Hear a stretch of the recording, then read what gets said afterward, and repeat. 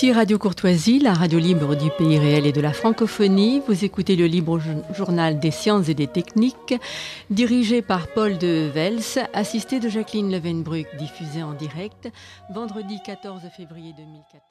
Mon parcours n'a pas été classique. D'abord, j'ai eu la malchance de perdre ma mère à l'âge de 2 ans et demi, d'une tuberculose très grave. Mon père lui-même avait été tuberculeux. J'ai vécu pendant 7 ans dans un sanatorium, complètement seul, je veux dire sans contact avec d'autres enfants et également sans le sourire et l'affection maternelle. Ce qui m'a conduit à peut-être un certain repli sur moi-même, mais aussi à la volonté de survivre, d'exister par moi-même et de pratiquer dès l'enfance un certain autodidactisme.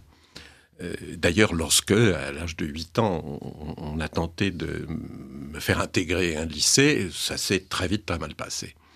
Et je dois avouer que toutes mes études secondaires, qui se sont déroulées dans une quinzaine de lycées parisiens successifs, parce que je ne pouvais pas y rester très longtemps, m'ont conduit dans une situation difficile. Et puis, tout à coup, une sorte de baguette magique, j'ai voulu exister réellement, et je me suis mis, comme beaucoup d'autres l'avaient fait avant moi, à travailler, et la chance a voulu que j'ai ensuite une carrière assez rapide. Au début, je ne savais pas où aller. Il y avait cette maladie respiratoire, la tuberculose, la maladie qui était la maladie de la famille. Tout ça m'inclinait à aller vers la médecine. Mais en même temps, mon père m'avait ouvert aux beautés de la physique. Dès l'âge de 12-13 ans, lui était médecin, mais était pneumologue. Il était pneumologue, mais il était très féru de sciences. Et il m'a fait lire des livres, qui étaient des livres de vulgarisation, mais tout de même d'un certain niveau, dont je garde le souvenir, j'allais presque dire, amoureux de cette époque. Et j'ai hésité entre les sciences et la médecine. Le résultat, c'est que j'ai fait les deux. Et que j'ai à la fois fait mes études médicales, mais en même temps, j'ai acquis des licences, l'une en physique, l'autre en biochimie. Je suis même passé un certain temps au commissariat à l'énergie atomique. À partir du moment où j'ai travaillé, les choses se sont très bien passées. Je crois que c'est classique, cette histoire. Lorsqu'on apprend à travailler seul, on sait peut-être plus facilement rechercher les voies les plus rapides et qui permettant le progrès dans la connaissance. J'ai échappé au formatage excessif de notre enseignement primaire et secondaire d'ailleurs. Et peut-être ça m'a facilité les choses, de sorte que, au fond, ma carrière après a été très vite. J'ai été nommé professeur j'avais 33 ans, hein, et encore j'avais fait la guerre d'Algérie qui m'avait retardé pendant 3 années, ou presque. Et ensuite, j'ai été avant tout médecin, c'est vrai, j'ai été nommé professeur, pas du tout de maladie respiratoire d'ailleurs, et c'était déjà un signe de mon destin, je crois bien, j'ai été nommé professeur de thérapeutique, c'est-à-dire d'utilisation du médicament. Mais ça, c'était l'enseignement. À l'hôpital, je m'occupais de malades, et ça a été les maladies respiratoires et la réanimation des malades aigus, ce qui appartient en gros aux maladies respiratoires pour l'essentiel. Et dans les premières années, j'ai été avant tout un chercheur appliquant ce que j'aimais le plus, la physique, aux problèmes de la médecine, et je me suis retrouvé dans une discipline que je trouvais très belle, la physiologie. Et donc, j'ai dirigé un laboratoire pendant une quinzaine d'années. Et à cette époque-là, mon travail essentiel, c'était mon travail de laboratoire, les présentations dans les congrès. J'ai été invité un peu partout dans le monde, en particulier aux États-Unis, pour raconter ce que je faisais, qu'il n'y avait rien d'extraordinaire.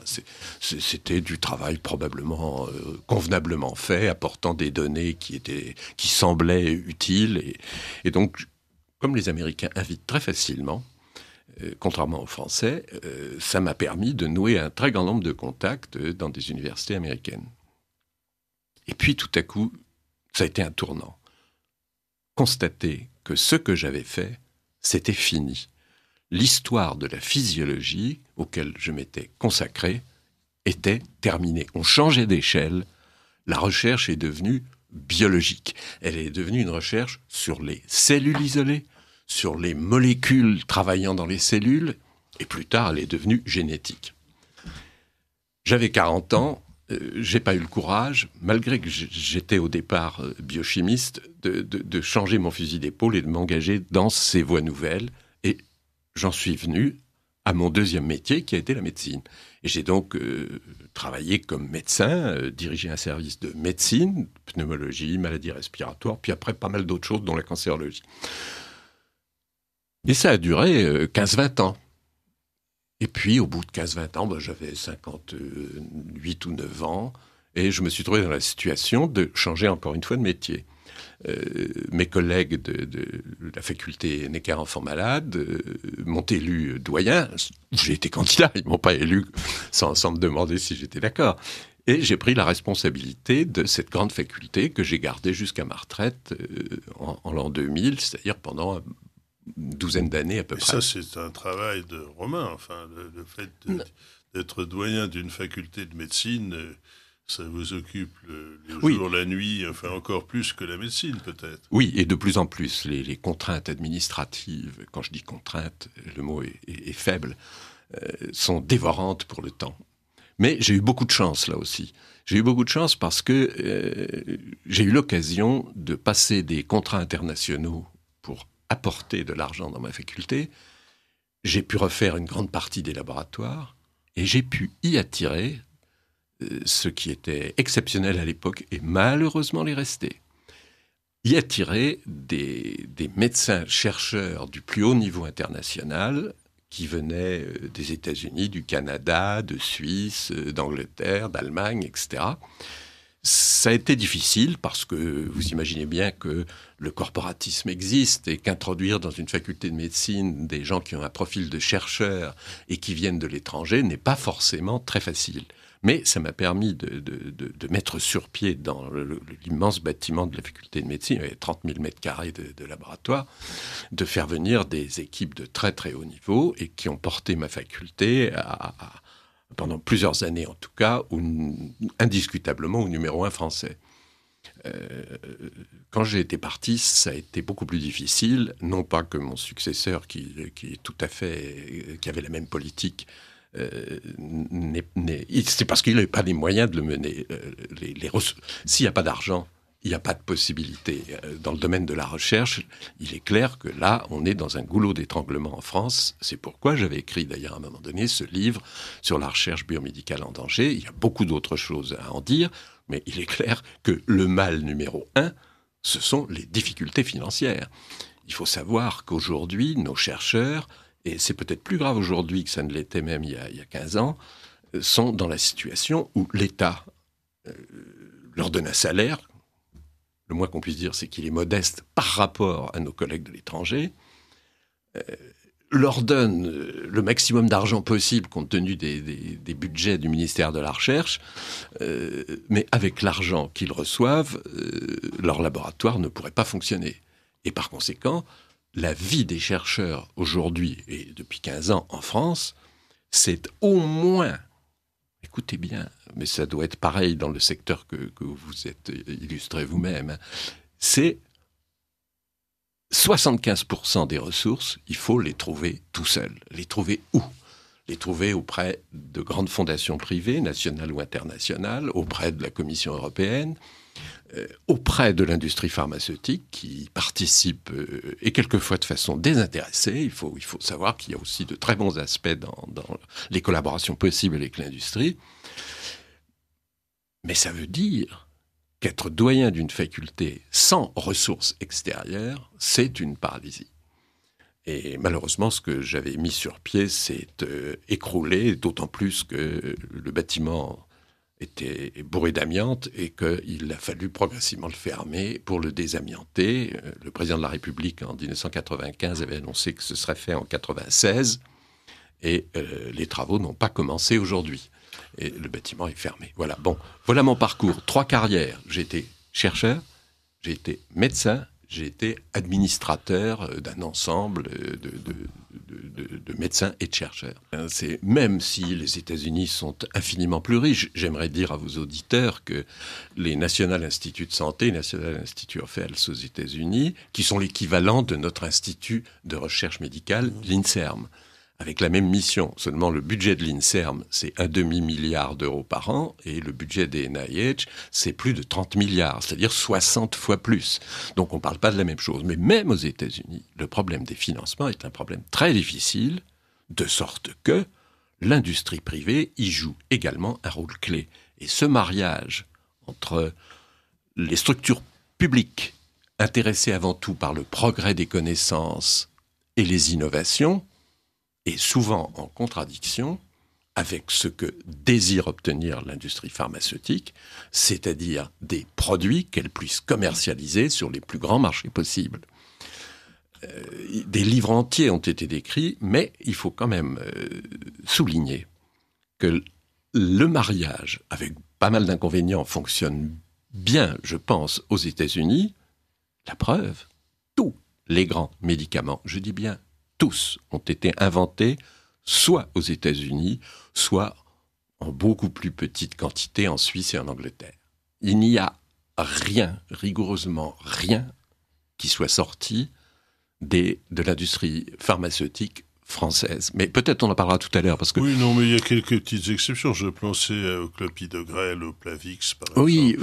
Oui. Alors, les produits sanguins de Sanofi, il y en a quelques-uns. Oui. Mais ceci étant, si vous voulez, lorsque vous dites presque rien, c'est en fait une caricature, parce que il faut que, pour que les auditeurs, on ne va pas dire 5%, 5%, c'est rien. Oui, c'est pas tout à fait une caricature, c'est plus que vous pensez. Vous me parlez d'un grand médicament inventé en France, qui est le clopidogrel.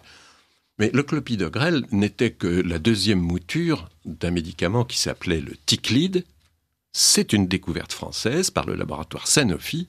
Seulement, c'est 1978, ça fait 37 ans. Donc, quand je dis « c'est rien passé en France depuis 30 ans », hélas, c'est la vérité. Et on comprend très bien pourquoi. Vous savez, l'industrie pharmaceutique en France, elle est née tout à fait différemment des autres pays. Au départ, ça se passe il y a 40-50 ans, ce sont des officines, des petites pharmacies, j'allais dire presque de villages, qui ont créé des laboratoires pour faire des analyses, et puis qui, avec talent, ont élargi leur spectre et sont devenus de petites entreprises. À l'étranger, c'est pas du tout ça. À l'étranger, l'industrie pharmaceutique est partout née de la grande industrie chimique.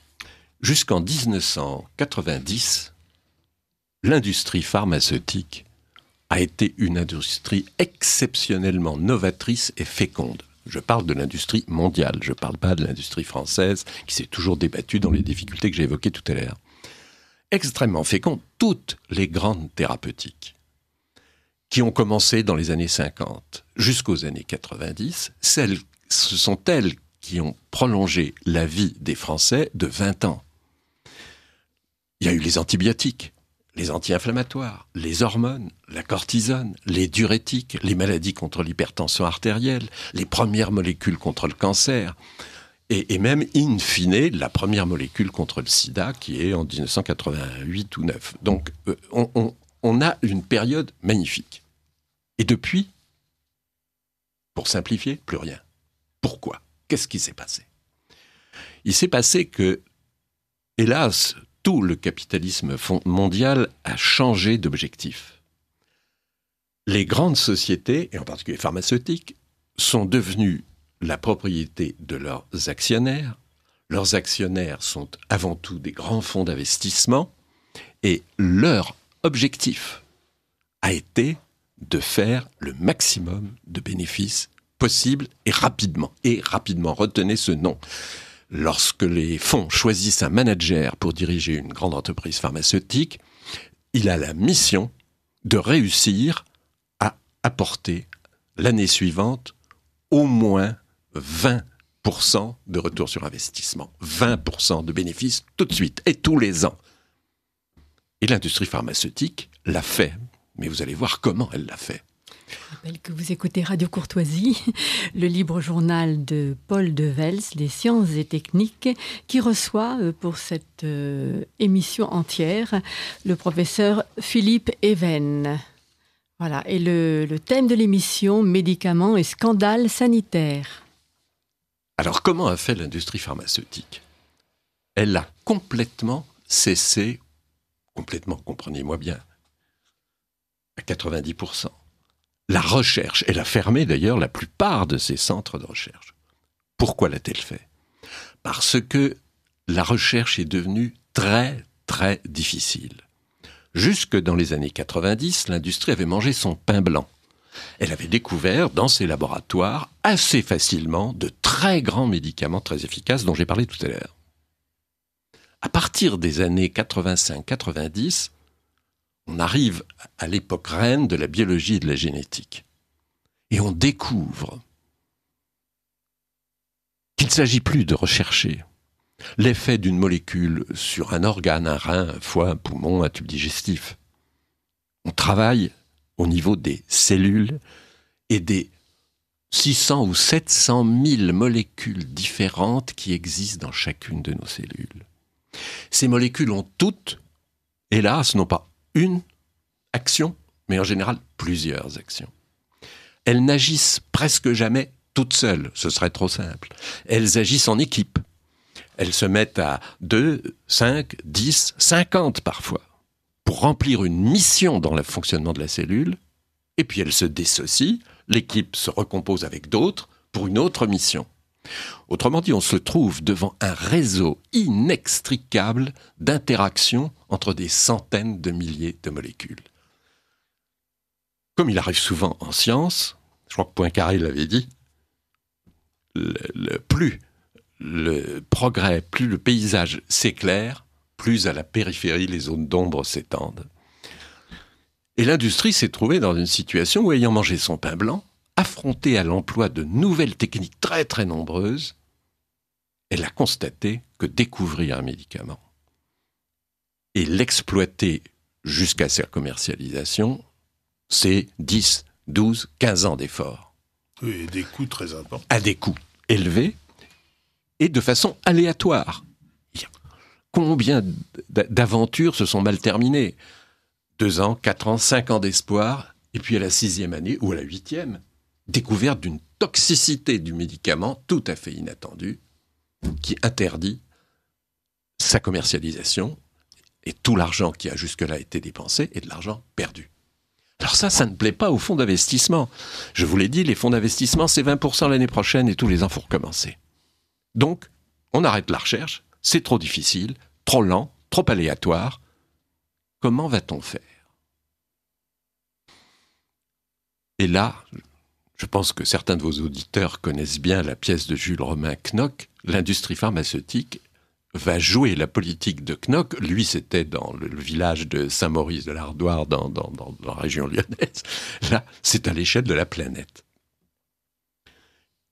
Elle va se fabriquer des marchés. Elle va inventer des maladies qui n'existent pas.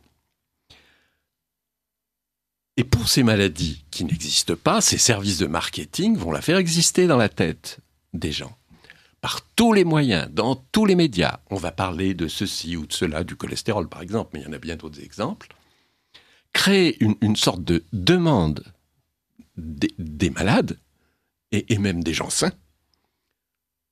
Convaincre les médecins qu'il y a en effet un problème de santé publique avec ces maladies nouvelles.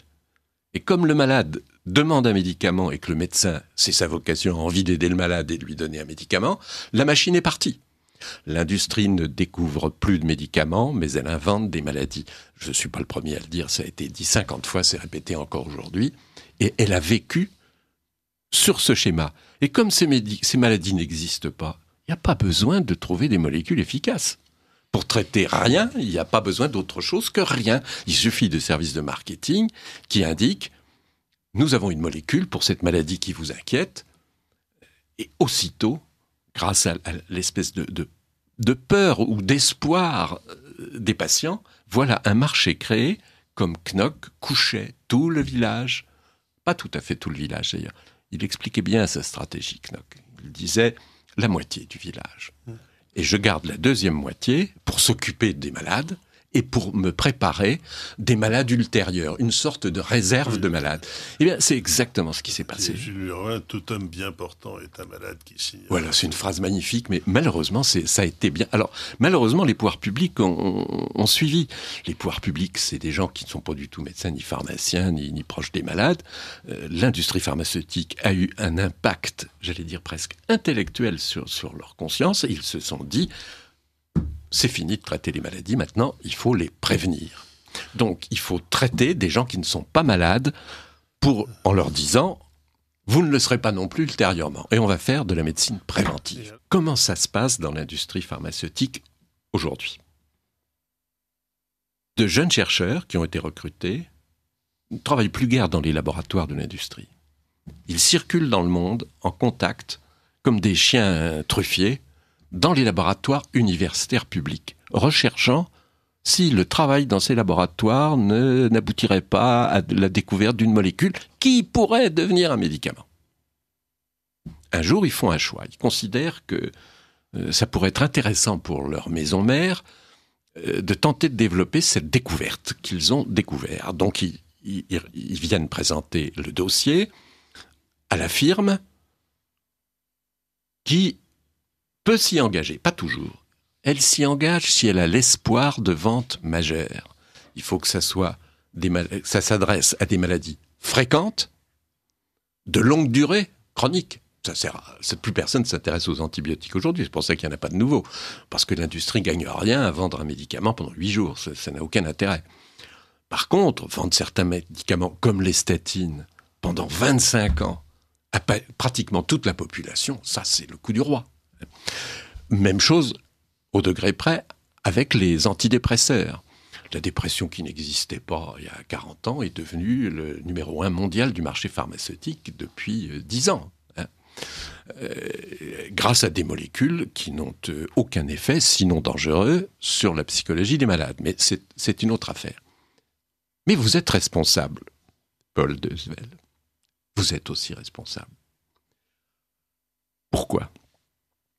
Parce qu'un certain nombre de grands laboratoires de statistiques étrangers, en particulier celui d'Oxford dont je vous avais déjà parlé, le CTSU d'Oxford, qui est entièrement financé par une firme pharmaceutique, Merck Sharp & Dohme pour ne pas la nommer, a réussi des coups extraordinaires, à savoir démontrer sur des graphiques que, par exemple, l'hypertension, la tension artérielle, était dangereuse dès qu'elle atteignait 11 ou 12. Parce qu'il y avait plus d'accidents quand on avait 13 que 11, quand on avait 15 que 13, 17 que 15, etc. Et donc, il fallait traiter tout le monde. Jusqu'en 1980, on traite les hypertendus qui ont plus que 16 ou 17. Depuis, non seulement l'industrie a mis dans la tête des patients, des médecins, mais aussi des agences d'État, on traite. Ils n'osent pas dire encore 12 ou 13, mais à partir de 13,9, il faut commencer à traiter. Ça a été un détournement de la statistique, mais voyez les conséquences financières. On a fabriqué le thème de la pré-hypertension artérielle. Et le marché des médicaments a été quadruplé.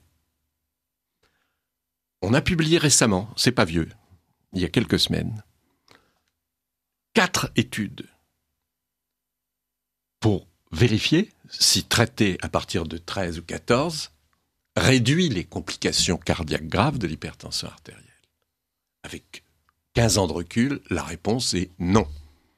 Mais ça n'empêche pas notre agence française, la Haute Autorité de Santé, de recommander aux médecins de traiter à partir de 13. En s'appuyant sur cette courbe linéaire inventée par le centre d'Oxford, reprise par toutes les sociétés de cardiologie, par tous les cardiologues qui vivent de la clientèle de ces hypertendus, malgré la certitude qu'on a que ça n'a rigoureusement aucun effet. Mais il n'y a pas que l'hypertension. C'est la même chose avec l'ostéoporose, par exemple. L'ostéoporose est une maladie qui touche plus les femmes que les hommes. Tant qu'elle reste silencieuse, on s'en accommode très bien. Puis un jour, on tombe et on se casse très facilement un os. Et puis, il faut faire une prothèse de hanche. Et puis, après, on fait une embolie pulmonaire et on meurt. L'ostéoporose peut devenir une maladie très grave.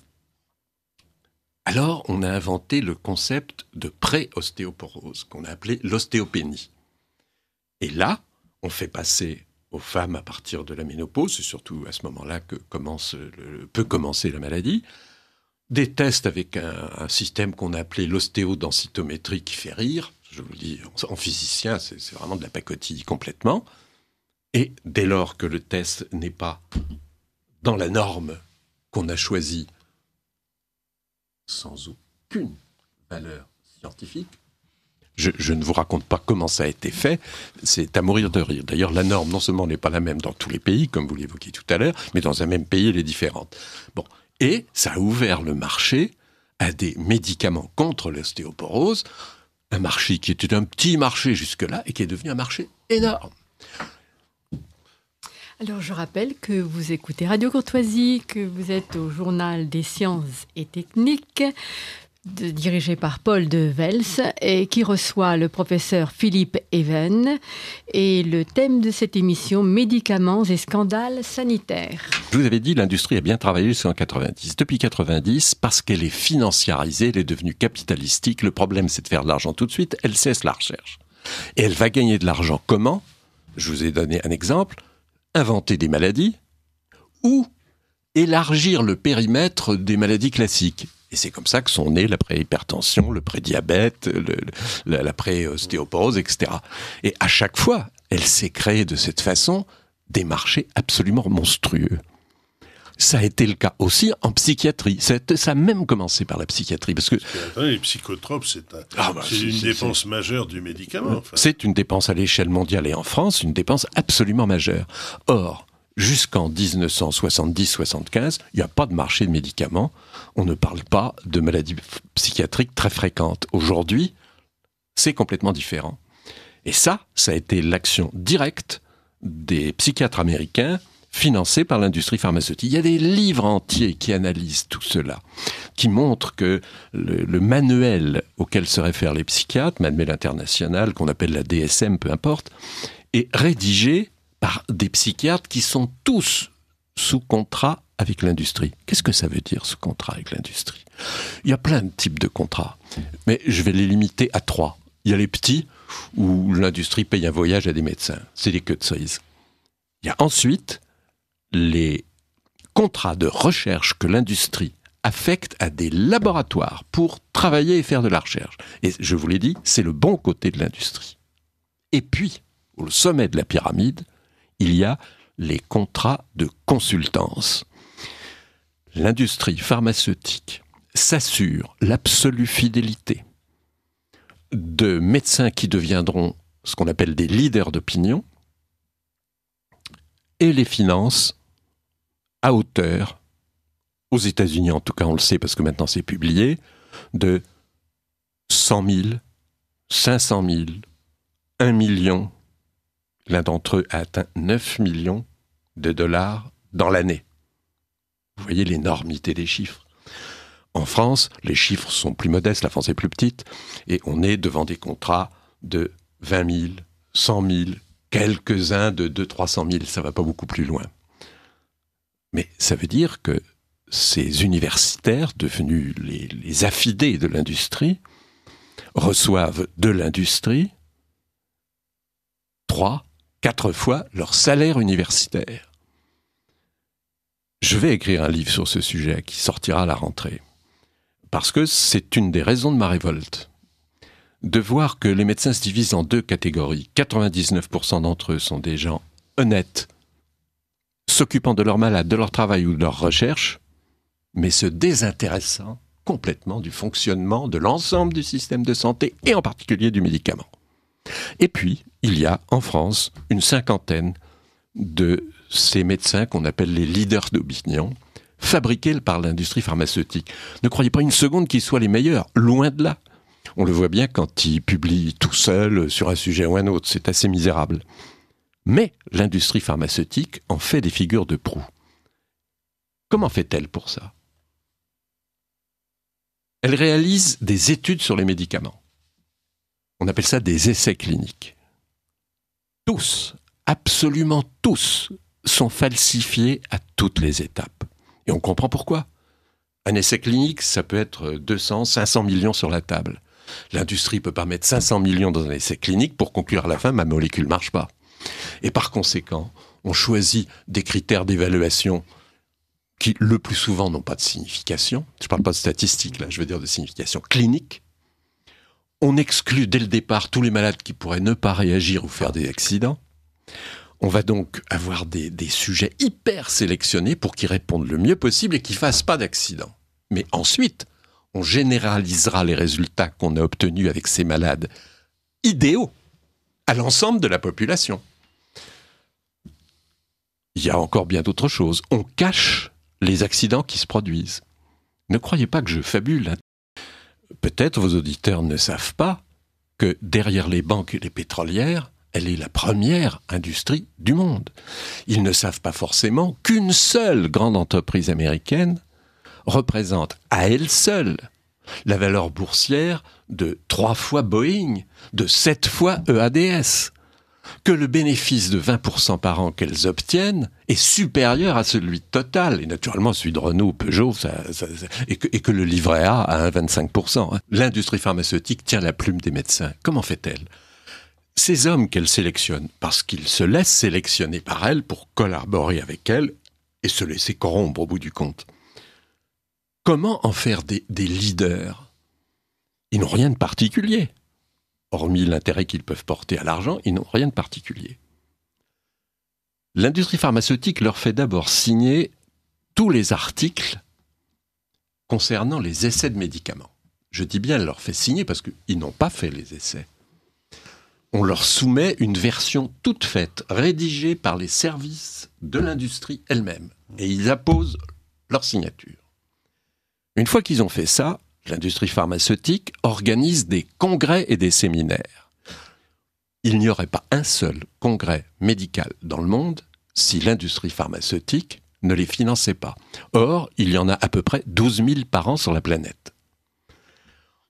Dès lors qu'elle a financé le congrès, elle en choisit souvent les thèmes, elle en choisit les présidents de séance, elle en choisit les rapporteurs. Et qui sont ces rapporteurs? Ce sont précisément ceux qui sont devenus ses porte-voix. Voilà la vérité, entre guillemets, sur le médicament qui se répand par voie orale, après s'être répandue par les journaux qui sont entièrement commandités par l'industrie. On est obligé de faire des parenthèses. Vous avez parlé de Marcia Angell. Marcia Angell était aussi membre de l'Académie des sciences des États-Unis. Et elle a démissionné du New England Journal of Medicine, dont elle était l'éditeur en chef, parce qu'elle ne supportait plus l'intrusion permanente de l'industrie pharmaceutique dans son journal.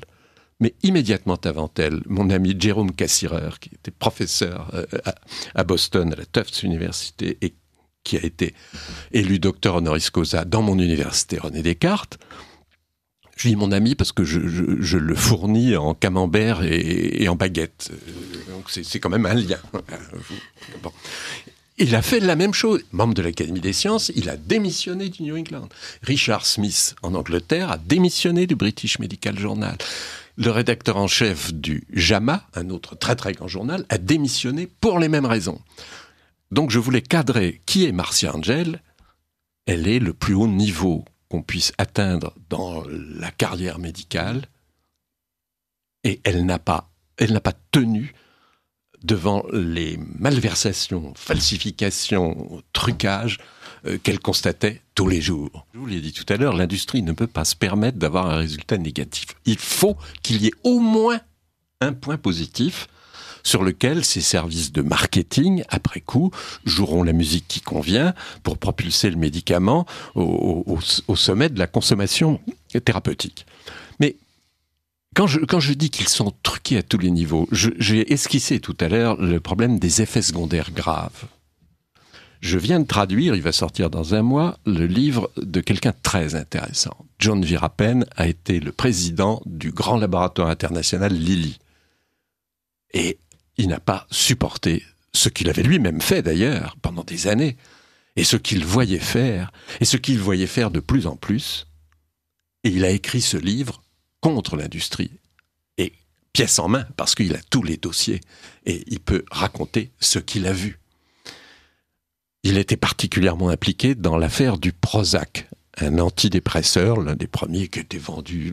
Ça a été le premier grand médicament vendu énormément. Le blockbuster, le numéro 1, ça a été le Prozac. Or, dans les essais cliniques, il y a eu des morts. Et ces morts ont été cachés à nos agences. Vous savez comment étaient déclarés les morts ? Je peux parler 3 mots d'anglais parce que... Oui, allez-y, je vous en prie. Lost of view. C'est-à-dire des personnes perdues de vue. Quand on fait un essai clinique, il y a en effet des personnes perdues de vue parce qu'elles ne veulent pas continuer l'essai, elles s'en vont, donc elles sont perdues de vue. C'est les perdues de vue classiques et honnêtes. Mais avoir l'invraisemblable audace de déclarer que les morts sous traitement sont des perdus de vue et les classer là-dedans, et de présenter aux agences, comme les agences françaises ou la FDA américaine, des dossiers dans lesquels il n'y a pas de mort, puisqu'ils ont disparu. C'est presque de l'humour cynique. Or, le Prozac, les calculs montrent que c'est pour la France entre 500 et 1000 morts par suicide, rarement par meurtre. Alors, par suicide par an. Donnons des chiffres pour les auditeurs. Eh bien, les chiffres officiels des morts par effet secondaire dus aux médicaments, c'est entre 15 et 20 000, et ce sont uniquement ceux qui sont répertoriés comme tels. En France, il y a identifié officiellement 18 000. C'est le chiffre publié il y a très peu de jours. Compte tenu de la façon dont c'est recensé, c'est une absolue certitude que c'est 2 ou 3 fois plus. Aux États-Unis, même situation que chez nous, ils déclarent, ou plutôt ils déclaraient il y a 5 ans, 100 000 morts, mais en ajoutant qu'ils avaient la certitude que ce chiffre était une large sous-estimation. Ça veut dire que les accidents thérapeutiques, c'est en France et aux États-Unis la 3e cause de mortalité. Numéro 1, il y a le cancer. Numéro 2, il y a les maladies cardiaques. Numéro 3, il y a les accidents thérapeutiques. Le professeur Even, vous êtes intervenu dans le cadre du Mediator. Est-ce que vous pourriez nous en parler un petit peu ? Oui, je peux vous en parler parce qu'en effet, j'ai été lancé dans cette affaire d'une façon particulière. Le président de la République de l'époque avait des liens amicaux avec Jacques Servier, le patron des laboratoires. Ils habitaient tous les deux Neuilly. Et je crois que le président de la République avait de l'estime pour les résultats, en tout cas commerciaux, d'un homme qui était parti de rien. J'ai connu Jacques Servier en 1943 à Orléans, où son père était pharmacien, et c'était la pharmacie de mon grand-père. Donc, vous voyez que c'est une vieille histoire. Or, le président de la République était inquiet de ce qu'on insiste sur les liens qu'il avait pu avoir avec Jacques Servier. D'autant plus qu'il avait remis la Grande Croix de la Légion d'honneur à Jacques Servier quelques semaines avant qu'éclate l'affaire du Mediator. Il a donc demandé à Bernard Debré, ancien ministre, mais médecin et chirurgien, de rédiger un rapport pour en tirer les leçons, et peut-être aussi pour que, pendant que Bernard Debré rédigerait le rapport, ça éviterait qu'il puisse, lui, de sa place, faire un certain nombre de remarques qui mettraient en cause les liens potentiels entre Jacques Servier et Nicolas Sarkozy. Nicolas Sarkozy qui a donc chargé d'un rapport Bernard Debré, et Bernard Debré lui a dit qu'il fallait être au moins 2 pour faire un rapport sur une affaire si lourde, qu'il avait un ami qui était moi-même, qui travaillait toujours sur le médicament depuis des années, et c'est ainsi que j'ai été investi de cette responsabilité. Nous avons été 4. Il y a eu l'inspection générale des affaires sociales, qui a fait un rapport tout à fait remarquable de qualité. Il y a eu ensuite, je parle chronologiquement, quelques semaines après, le rapport que Bernard Debré et moi-même avons remis au président de la République et au ministre de la Santé de l'époque, Xavier Bertrand. Et puis, il y a eu les 2 rapports des commissions d'enquête parlementaires de l'Assemblée nationale et du Sénat. Ces rapports sont absolument concordants. Que disent-ils ? Ils racontent une histoire qui commence bien et qui finit mal. En 1960, les laboratoires Servier, qui à l'époque font de la recherche classique dont je parlais tout à l'heure, mais la font bien, se lancent dans les amphétamines. Alors, pour vos auditeurs, simplifions, une amphétamine, c'est de l'adrénaline ou de la noradrénaline.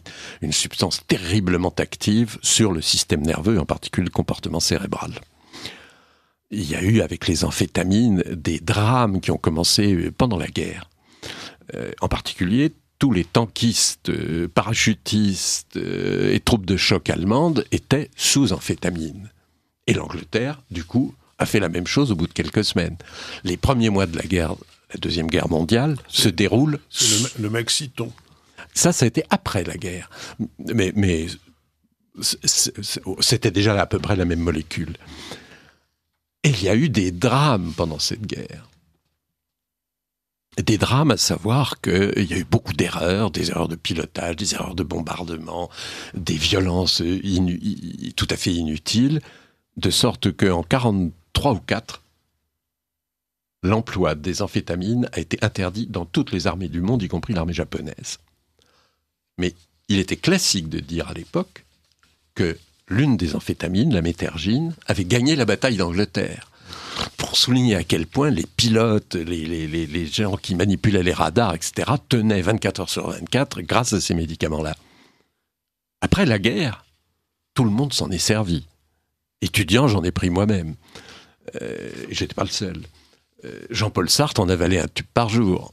De même que pendant la guerre, Hitler, Goebbels et Göring marchaient aux amphétamines. Ce sont des produits qui créent une psychostimulation très vive. On se sent le roi du monde, on se sent intelligent. Quand on regarde le lendemain ce qu'on a fait sous amphétamine, on s'aperçoit qu'on s'est trompé à peu près à toutes les lignes. Mais en tout cas, pendant qu'on exécute, on ne dort plus. Les étudiants faisaient ça à l'éveil ou avant-veille d'examen. Et il y a eu, là encore, des accidents très graves. Et en 1950, les amphétamines sont sorties du marché.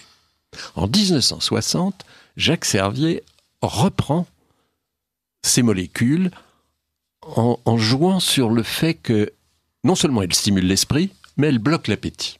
Ça pourrait être des coupe-faim. L'obésité est en train de devenir dans le monde, c'est encore plus vrai aujourd'hui, mais déjà à ce moment-là, un problème. La guerre est finie, le rationnement est terminé, le poids des populations augmente, et dès lors qu'il y a obésité, dans la foulée, il y a aussi le diabète qui arrive derrière. Donc il y a un créneau thérapeutique qui apparaît. Et les laboratoires Servier mettent au point une série de molécules, dont le benfluorex dont vous avez parlé tout à l'heure, mais 2 ou 3 autres, qui sont des dérivés des amphétamines. Le problème, c'est que vous prenez ce dérivé, le benfluorex, vous l'avalez, il pénètre dans votre organisme, et dans la minute qui suit, tout ce qui n'est pas l'amphétamine est balayé, et il reste une amphétamine à l'état pur. Or, on sait que les amphétamines sont susceptibles d'entraîner des lésions fibreuses, et en particulier sur les valves. De sorte que dès le départ, avant même la commercialisation qui n'aura lieu qu'en 1976, on peut prévoir qu'il y aura des accidents valvulaires. Mais personne n'en parle. Jacques Servier le met sur le marché en 1976, en le déguisant et en disant qu'il peut être une molécule d'appoint dans le traitement du diabète. Il n'a jamais eu absolument aucun effet dans le diabète. Les travaux ont été faits, revus, aucun. Mais les médecins s'en servaient, et les malades peut-être, comme d'un coupe-faim. Parce qu'en effet, l'appétit des gens diminuait, ils pouvaient perdre un peu de poids. Et donc c'est devenu un coupe-faim de tous les jours. Mais ne croyez pas qu'il y a eu que le Mediator. Il avait 2 molécules sœurs, le Pondéral et le Pondimin, des laboratoires Servier, qui ont été vendus aux États-Unis, au grand laboratoire américain Wyeth. Et Wyeth les a commercialisés aux États-Unis. Résultat des courses, 1998, écoutez bien le chiffre. Au moins 40 000 morts par accident cardiaque, avec les molécules Servier. Le laboratoire Wyeth est condamné lourdement. Il doit payer une amende de près de 15 milliards de dollars. Et 3 ans après, il disparaît, racheté par un autre laboratoire. Le laboratoire Wyatt, qui diffusait la molécule Servier aux États-Unis, est mort. Mais Servier, c'était pas lui, c'était Wyatt qui l'avait vendu. Pas un sou. Oui, mais ces molécules, elles étaient vendues en France. Si elles ont tué aux États-Unis, elles ont forcément tué en France. Non, personne n'en a parlé. C'est le nuage de Tchernobyl, il s'arrêtait à nos frontières. Le danger a sombré dans le triangle des Bermudes. Et on n'a jamais parlé en France des accidents du pont d'Héral et du pont d'Imain. Mais on les a interdits. Magnifique pour Servier. On interdit le pont d'Héral et l'isoméride aussi, il s'appelait. Mais on a encore le Mediator. Oui, ils ont été interdits en 97. C'est ça, en 97. Et voilà le Mediator qui prend leur place. Qui prend leur place, c'est la même molécule, même danger. Et il va faire sa petite carrière, son bonhomme de chemin, avec les chiffres tout à fait exacts que vous avez donnés tout à l'heure, malgré l'avis de notre agence de médicaments, qui, tous les ans, dit, premièrement, le Mediator n'a aucune efficacité sur le diabète, deuxièmement, il présente des dangers, conclusion, il faut tout de suite le dérembourser et s'efforcer de le retirer du marché. 2000, 2001, 2002, 2003, 2004, 2005, jusqu'à ce qu'arrive Jeanne d'Arc. Jeanne d'Arc, c'est un médecin dont vous avez cité le nom, Irène Frachon, de Brest, qui se trouve par toute une série de hasards, de circonstances, intéressé à ce problème, remonte aux sources, analyse tous les dossiers et conclut à l'extrême danger du Mediator. Et elle réussit à faire des études en catimini, dans la coulisse. C'est-à-dire que des médecins informaticiens de la caisse d'assurance maladie, qui ont toutes les données, analysent les résultats sans que leur hiérarchie soit tenue au courant et apportent à Irène Frachon la preuve des, disons, 1300 morts, puisque c'est le chiffre actuellement le plus probable, 1320. Le résultat a été que le médecin qui a fait cette étude, sans qu'on la lui ait demandé, à la Caisse nationale d'assurance maladie, a été suspendu. Il a été rétabli dans ses fonctions assez vite, grâce en partie à mon intervention auprès de Xavier Bertrand, le ministre, qui a exigé qu'il ne soit pas pénalisé. Voilà en gros comment s'est déroulée l'affaire du Mediator en France. Mais aujourd'hui, nous avons près de 2000 plaignants.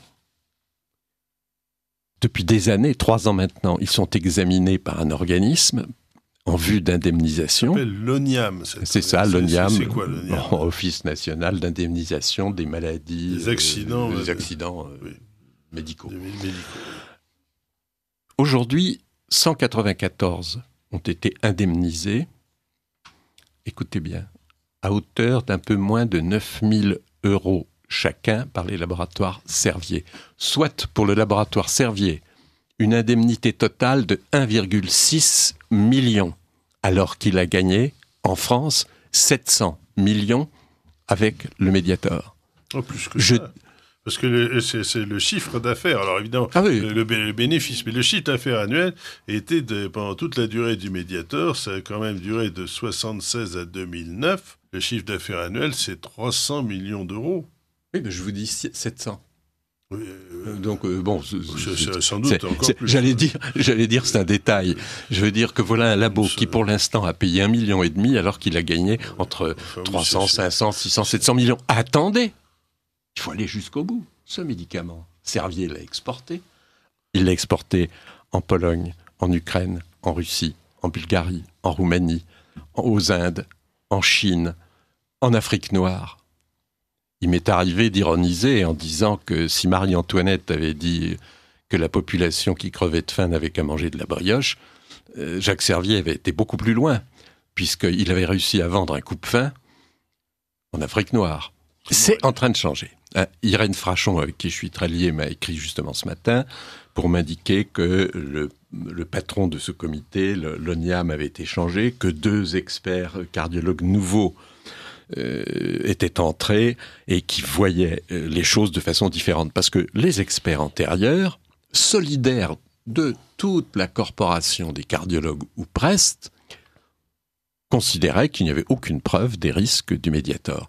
Comprenez bien, voilà des médecins qui ont vu des valvulopathies depuis 25 ans, les ont attribuées aux causes anciennes, bactériennes ou autres, n'ont pas pensé une seconde que ça pouvait être un médicament, et qui découvrent aujourd'hui soudainement, mais vous êtes complètement trompés, messieurs, ce que vous avez observé, toutes ces maladies valvulaires, c'était le Mediator. Parce que regardez les chiffres, quand on examine les maladies valvulaires chez les malades sous Mediator, et chez ceux qui n'en ont pas, il y en a 25 fois plus. Vous êtes passé à côté. Et ça reste dans la gorge de toute la profession cardiologique, de sorte que les experts freinent si je puis dire, des cas de fer avant d'accepter la responsabilité de Mediator dans l'accident survenu à un malade. Alors les choses sont en train de changer, mais ça fait tout de même 3 ans. Alors, presque 4 ans. Un auditeur. Bonsoir messieurs, émission passionnante comme toujours. Serait-il possible au professeur Even d'expliquer en quoi l'ostéodensitométrie osseuse est un examen inutile et grotesque? Merci et bonne soirée à toute l'équipe de Radio Courtoisie. Et c'est signé. Alors on ne peut pas aller très loin, je peux seulement répondre qu'il n'y a pas de normes. Un laboratoire se réfère au résultat de l'ostéodensitométrie sur une articulation, dans une population donnée, d'un âge donné, et décrit les normes de cette façon. Et puis un autre laboratoire fera différemment. C'est réellement... Alors naturellement, ça va faire bondir tous les radiologues qui vivent de l'ostéodensitométrie. Mais la réponse pour moi est claire, scientifiquement, ça ne tient pas. Bonsoir à nouveau, chers auditeurs. Alors, je vous rappelle que nous avons le privilège de recevoir monsieur le professeur Philippe Even, médecin, chercheur, professeur, ancien chef de service à l'hôpital Laennec, ancien doyen de l'hôpital Necker Enfants Malades et en même temps président de l'Institut Necker. Alors, le titre de l'émission, c'est « Médicaments et scandales sanitaires ». Le professeur Even était en train de nous dire qu'il était intervenu sur le Mediator à la suite d'une mission qui lui avait été confiée avec le professeur Debré par le président de la République. Oui, et vous avez vu les suites. L'affaire est pratiquement dans l'esprit de tous ceux qui s'y sont intéressés, et je pense dans l'esprit des Français, elle est jugée. Mais le procès de M. Jacques Servier est sans cesse repoussé d'une année sur l'autre, de sorte que, d'une certaine façon, avons nous-mêmes le droit d'en parler, alors que l'instruction est en cours. Jacques Servier m'a fait un procès, ainsi qu'à Bernard Debré, pour avoir écrit ce que j'ai écrit. Il a perdu ce procès. Alors, il a fait appel. Je ne sais pas quelle sera la suite. Mais ce que je voudrais dire, si vous me permettez, une phrase. L'affaire du Mediator n'est pas un cas particulier. Le laboratoire Servier n'est pas un mouton noir. Contrairement à ce qu'a dit le syndicat de l'industrie pharmaceutique français, qui s'est désolidarisé de lui, ils procèdent tous de la même façon. Et il y a eu, dans le passé, et menacent actuellement encore, des accidents infiniment plus graves que le Mediator. Parce qu'après tout, 1300 morts par rapport au Prozac, oui, etc. Permettez-moi, professeur Even, de citer, parce que c'est une affaire compliquée, le procès du Mediator est annoncé pour 2015, et en particulier, il faut quand même citer monsieur Jacques Servier, qui, dans une déclaration à la presse, a dit qu'il y avait au maximum 3 morts à la suite de difficultés du Mediator. Alors, ceci, ça serait un peu, disons, risible, puisque l'INSERM annonce 1320, les travaux d'Irène Frachon qui ont mis ça en évidence annoncent entre 1000 et 2000 morts, et ce sont des morts répertoriées, il y en a sans doute bien davantage, mais nous allons, si vous voulez, nous limiter à cela, puisque l'affaire est en cours de jugement, et nous ne cherchons pas particulièrement à faire autre chose que reporter l'information que l'on trouve dans la presse, sur Internet, et tous les journaux en ont parlé. Ça va du Monde en passant par Les Échos, Le Figaro, etc. Et tous ces articles sont extrêmement explicites sur ce point.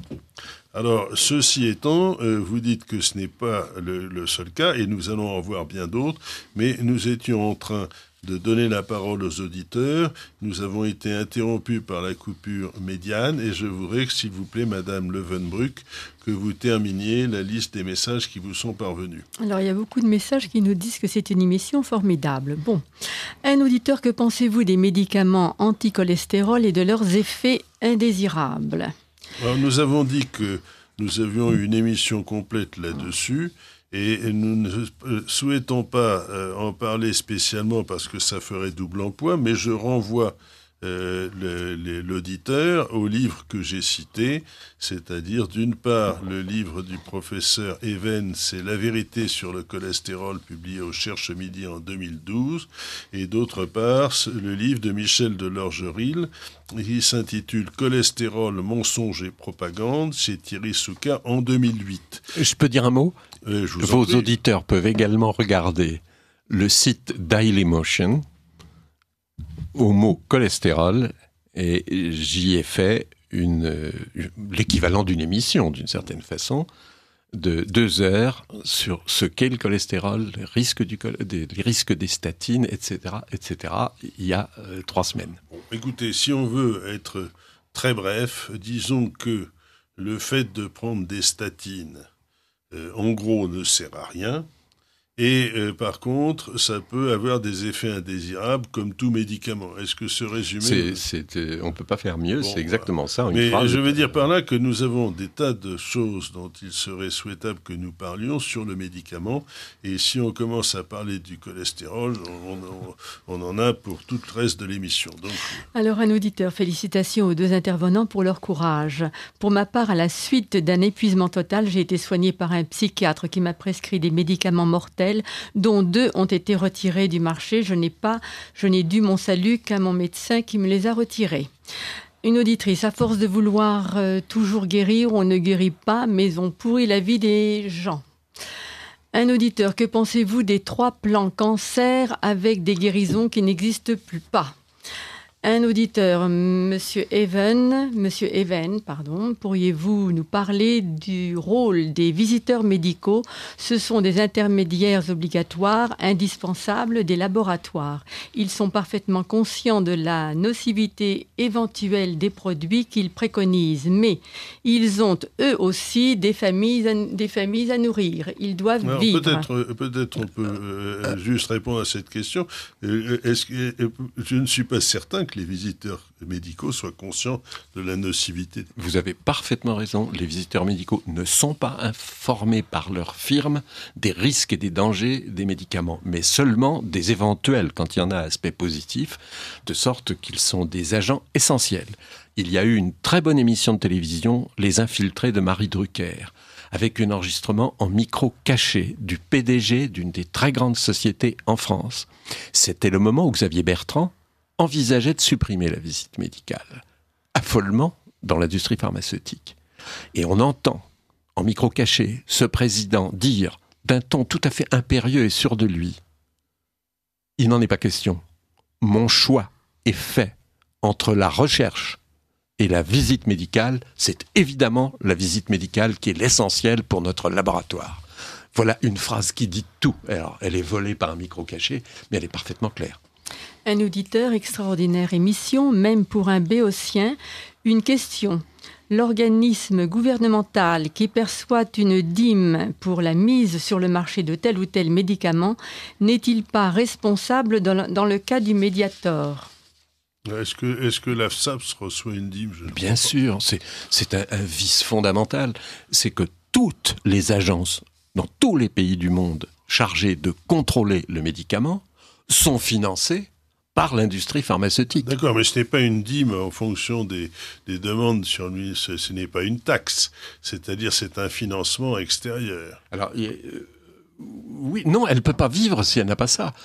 C'est très, très net aux États-Unis, plus que chez nous. Aux États-Unis, plus de la moitié du budget de la Food and Drugs Administration vient de l'industrie pharmaceutique qui, pour chaque dossier qu'elle soumet, paye quelque chose. Et lorsqu'elle décide, pour faire pression, pendant X mois, de ne plus soumettre de dossier, la Food and Drugs Administration est obligée de licencier son personnel. L'industrie exerce donc une pression directe financière sur le fonctionnement même de la structure chargée de la contrôler. Ce point est intéressant, et c'est vrai aussi pour l'AFSAP et son avatar qui est la nouvelle agence. Un peu moins parce que chez nous, c'est pas au coup par dossier. L'État a décidé de lever une taxe sur l'industrie pharmaceutique et, avec cette taxe, de financer notre agence. De sorte qu'elle ne dépend donc pas directement de l'industrie. C'est-à-dire que l'industrie pharmaceutique la paie, mais il n'y a pas de relation directe en France entre le nombre de dossiers déposés, alors qu'aux États-Unis, c'est le cas. Et ce point est d'ailleurs absolument ahurissant. Tout est ahurissant. Une auditrice, elle voudrait des renseignements sur la maladie de Crohn dont souffre sa fille, qui est soignée avec de l'Immurel et du Remicade. Et elle dit, peut-on faire confiance dans ce traitement? La réponse est oui. Bon. Alors, on parle aussi de votre ouvrage, Guide des 4000 médicaments utiles, inutiles ou dangereux, que vous avez avec Bernard Debré, et qui a fait grand bruit à sa sortie. Voilà.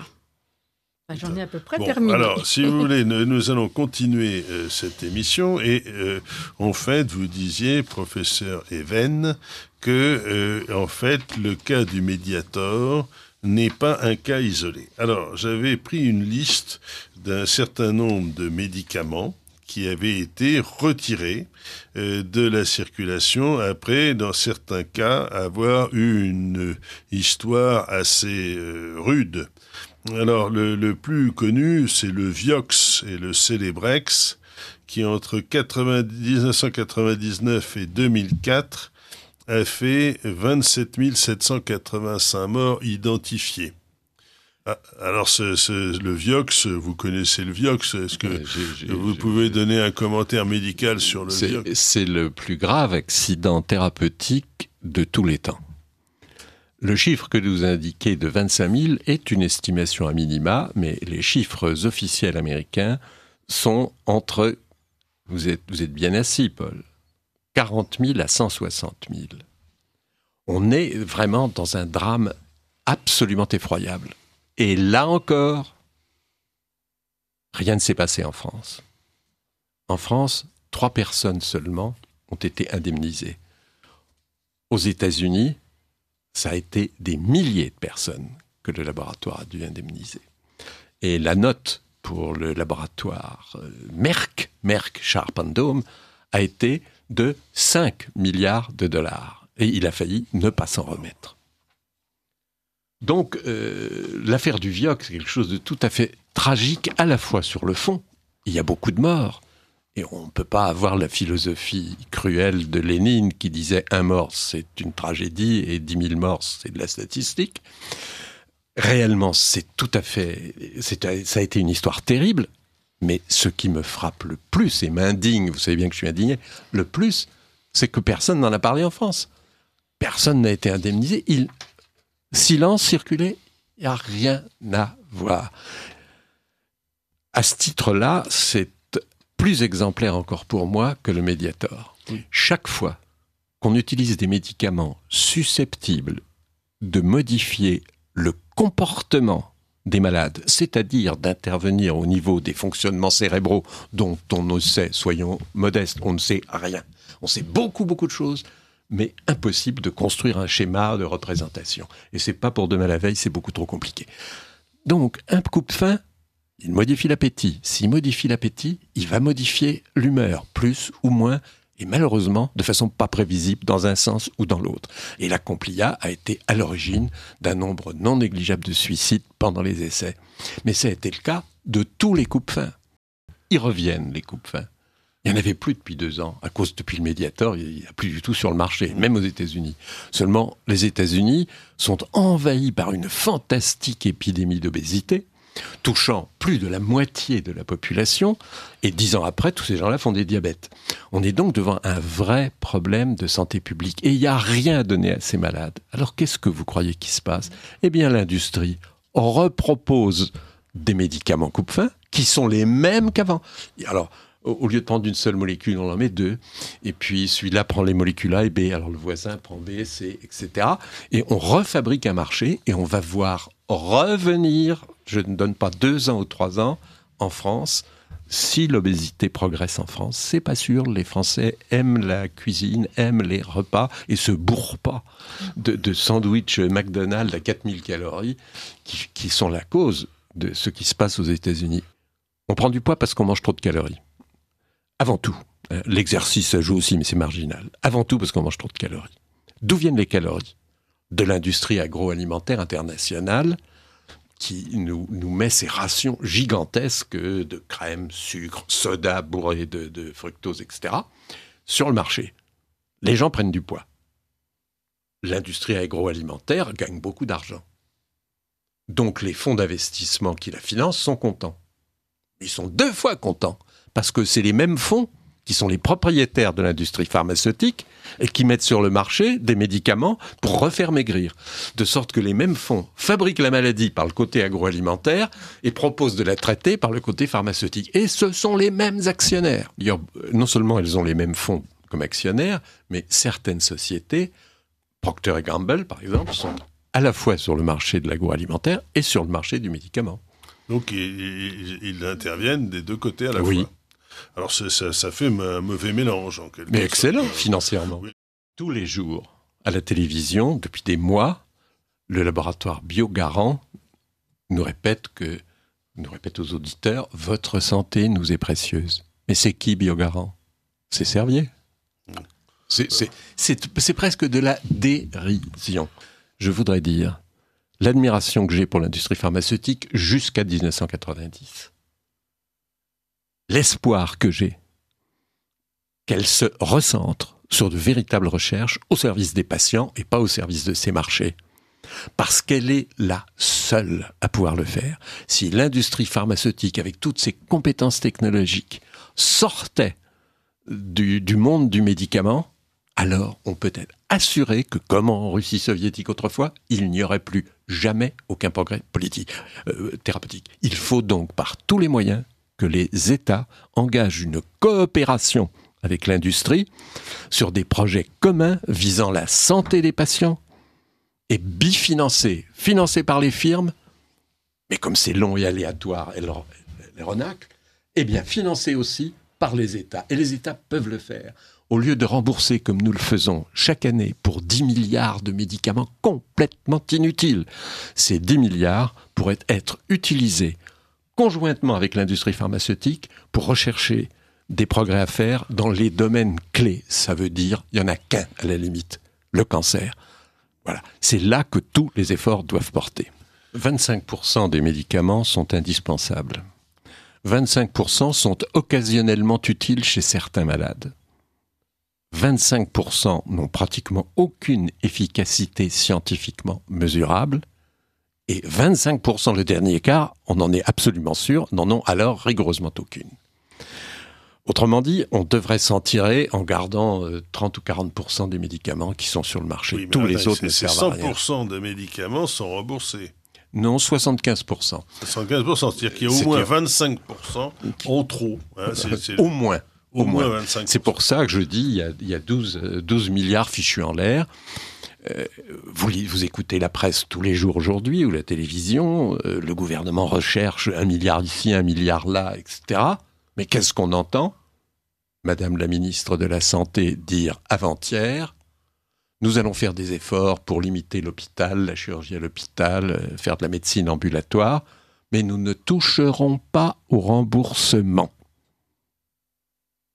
Donc, il est actuellement hors de question que le gouvernement revoie ce problème majeur que nous remboursons un très grand nombre de médicaments qui ne servent à rien quand par ailleurs ils ne tuent pas. C'est tragique. Et la raison, vous la connaissez ? Dites-le. Eh bien oui, voilà. La raison, c'est si on ne rembourse plus les mauvais médicaments, d'où est-ce qu'ils viennent ? Pour l'essentiel de l'industrie pharmaceutique française. On va donc mettre sur la paille les petites entreprises françaises. Il y en a une centaine qui font des médicaments. Et on va avoir 20 000 emplois perdus. Alors, c'est la panique. Autrement dit, avec l'argent de vos cotisations sociales, on finance une industrie pharmaceutique non performante qui n'a jamais su ou voulu chercher les médicaments et qui n'est bonne qu'à mettre sur le marché en France ou en Afrique ou ailleurs de la verroterie sans intérêt. Si c'est 20 000 personnes, on décide de dire « bon, très bien, et ben pendant 4 ans, on les prend en charge. Ils se recyclent, ils font autre chose et on les paye au même salaire qu'ils ont actuellement. » Ça fait combien ? 1 milliard par an. Et on a fait combien d'économies ? 10 milliards. Il me semble qu'on ne devrait pas hésiter une seconde. Je ne vous dis pas que mes calculs sont vrais à la virgule près, mais c'est l'ordre de grandeur. Il est urgent que la ministre de la Santé repense le problème et qu'on cesse de rembourser des médicaments qui ne servent à rien, sauf quelquefois à tuer. Mais au moins les Français commencent à se poser des questions. Il y a l'industrie pharmaceutique profondément corruptrice qui mène une politique économique d'un cynisme parfait et qui est, c'est pas moi qui le dis, ça a été dit à la tribune des Nations Unies, à la tribune de la Chambre des communes britannique, qui s'est infiltré partout. Partout, ça veut dire dans les gouvernements, dans les parlements, dans les instances gouvernementales nationales et internationales, dans les universités, dans les hôpitaux, dans les hautes administrations. Elle est partout, comme il a été dit à cette tribune, comme un octopus, comme une pieuvre. Et la conclusion du rapport des Nations Unies était, 2 points, l'industrie pharmaceutique est aujourd'hui hors de tout contrôle. Nous ne pourrons changer les choses que dans la mesure où tous les malades, dialoguant avec leurs médecins, poseront des questions sur l'utilité réelle du médicament, des doses, de ceux qu'on y associe, de la durée des traitements, conduiront les médecins à s'informer de façon plus objective, car ils ne le font pas. J'ai donné à beaucoup de gens qui me consultaient le conseil suivant. Vous allez voir votre médecin, vous discutez avec lui et vous lui demandez quelles sont ses sources d'information. Est-ce qu'il lit le quotidien du médecin qui est une feuille de chou au service de l'industrie ou est-ce qu'il lit Prescrire qui est une revue vraie, de vraie vérité excellente sur le médicament ? Une malade est venue me voir hier en me disant « J'ai vu chez mon médecin la revue Prescrire et j'ai eu confiance ». C'est comme ça qu'il faut reconstruire à la base, parce que n'attendez rien, ni des gouvernements trop soumis aux pressions extérieures, ni des hautes administrations qui sont, je le dis très lentement, comme si je soulignais en rouge, radicalement incompétentes. Si vous voulez, je vous raconterai l'histoire actuelle qui nous menace, dont on va certainement parler dans les mois ou l'année suivante, qui est l'histoire d'un anticoagulant nouveau qui s'appelle le Pradaxa. Si ça vous intéresse, parlez du Pradaxa. C'est un modèle. Vous écoutez Radio Courtoisie. 1 200 000 Français prennent actuellement des anticoagulants tous les jours pour éviter que leur sang ne forme un caillot dans les artères du cerveau ou du cœur. Et il faut le faire. Et c'est efficace. Depuis 1970, ils prennent des médicaments dont je ne vous donne pas les noms, ça ne servira à rien, mais qui se sont montrés très efficaces. Mais évidemment dangereux comme tous les anticoagulants, parce que si on n'en donne pas assez, on fait quand même le caillot, si on en donne trop, on déclenche des hémorragies, parfois des hémorragies cérébrales. Donc c'est des traitements à risque. Mais il faut les doser de façon très fine. Voilà.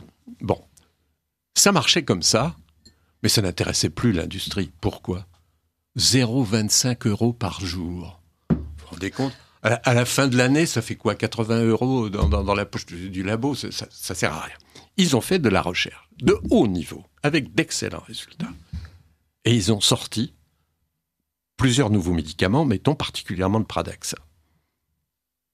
Comment peut-on résumer l'effet du Pradaxa ? Premièrement, il n'est pas plus efficace, mais il est aussi efficace que les anciens. C'est déjà pas mal.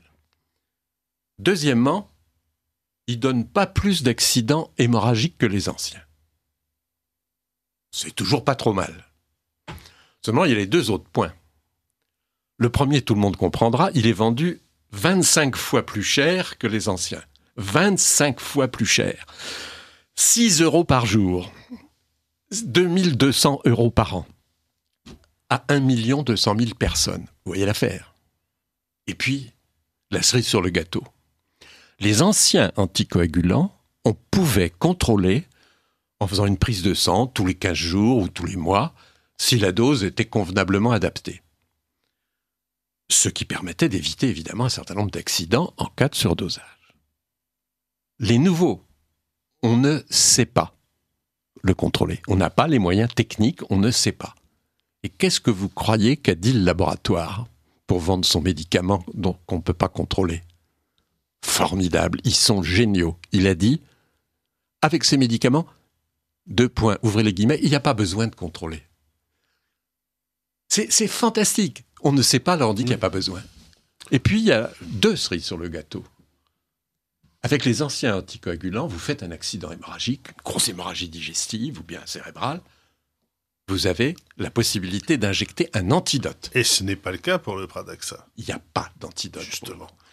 Eh bien, ce médicament, j'ai regardé encore les courbes de vente hier, il est actuellement, en 3 ans, il occupe le tiers du marché.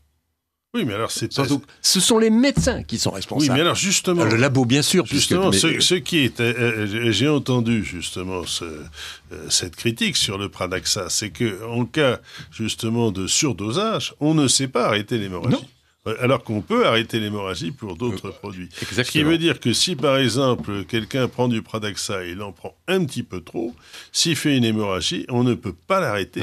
Et à ce moment-là, on peut avoir l'accident vasculaire cérébral d'une rupture d'anévrisme qui se termine extrêmement mal. Enfin, prends le pari, Paul de Hesvel, que si vous avez la gentillesse de me convier de nouveau à parler l'année prochaine, nous ne parlerons plus du Mediator, nous parlerons du Pradaxa.